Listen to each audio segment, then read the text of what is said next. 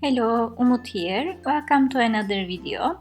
Today I'm going to use this cute girl stamp from Caramel Studio and create this art journal page. I'm using my Moleskine sketchbook and I stick two pages together back and forth as usual to make it stronger. I'm going to use my gelatos today to create my background, and first I will cover my page with gesso. Gelatos react so well to gesso and it's so much easier to apply. Otherwise the paper will take the color and it will stick, it will be hard to move it around.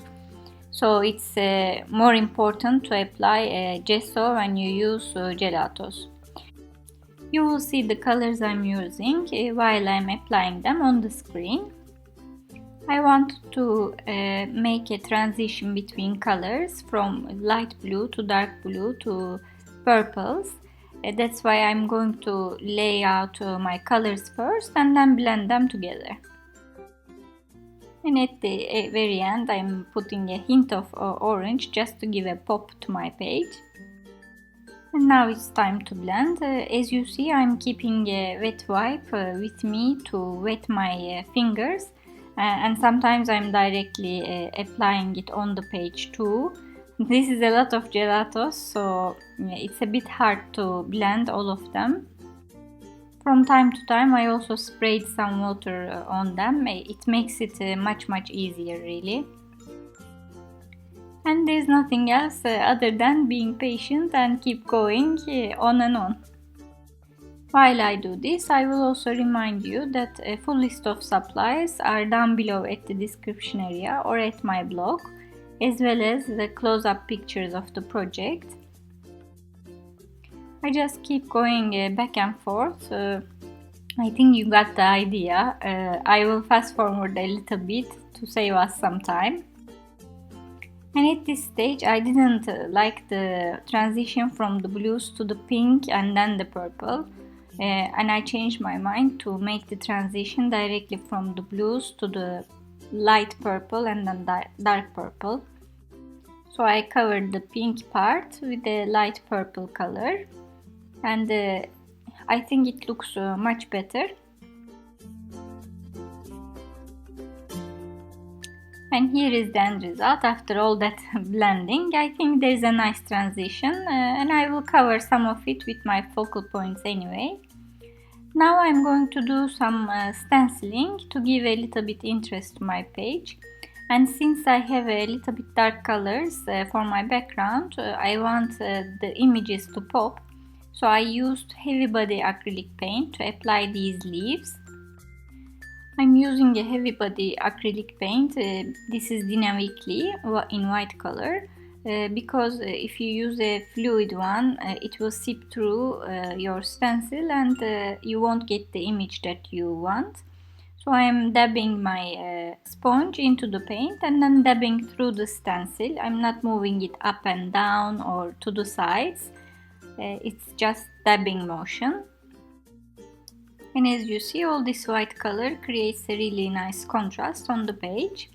And to bring things together, of course, I'm going to do some splashes with the same white paint that I have on my mat. I'm quite happy with how it looks at the moment, and I'm going to move to my focal point now.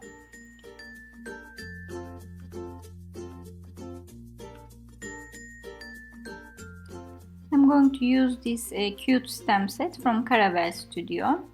I generally don't use people on my pages or any projects, but this girl was so cute and the sentiment and everything on the stamp set was very positive. Her smile is super cute as well. So I stamped it on a white paper and I'm going to color everything.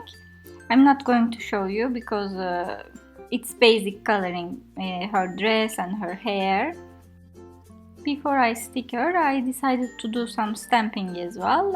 I chose one archival ink in purple and one in blue to give some interest on the blue side and the purple side. And I used the script stamp from Penny Black. I used the same purple ink to color this scrap paper easily, and I punched out some flowers to embellish my cute girl's hair actually. I'm just sticking two flowers on top of each other to create some interest, and I'm going to put this flower on my girl's hair. As you see, I colored my little girl with orange tones because there is a bit of orange on my background. Now I want to bring things together and create a bit of pop effect. On purple and blue, this orange makes a really good contrast. I am also decorating her dress a little bit.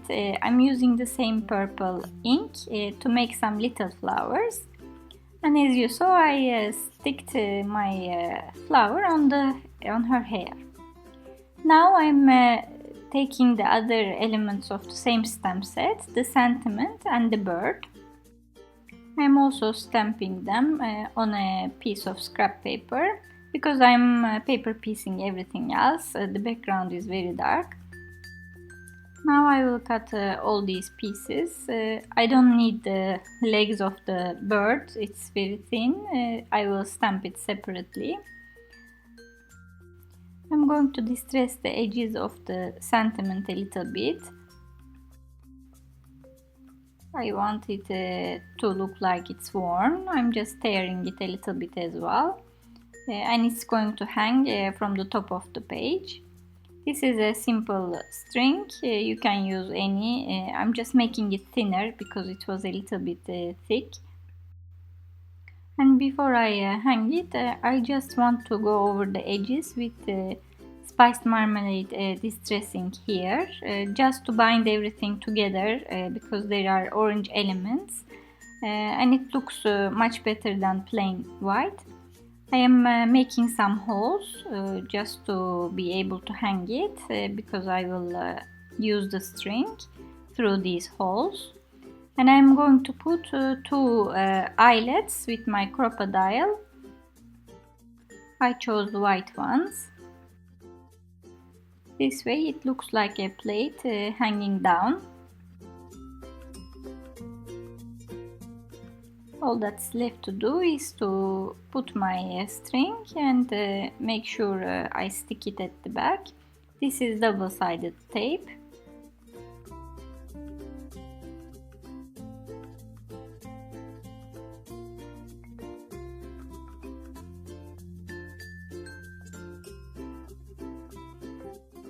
And I am going to secure it at the back of the page as well.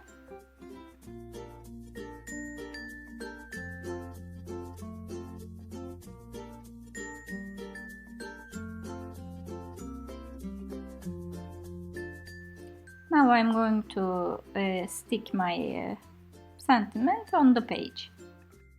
These details add a lot of interest to your pages. When people look at it, they touch, they wonder where are the strings are coming from. So it's nice to have. Now I'm going to stamp the bird's legs only, and then I will stick the paper bird on the plate as if he is sitting there. And I'm punching some clouds as added interest. I'm using a Fisker's punch. It's a cloud punch.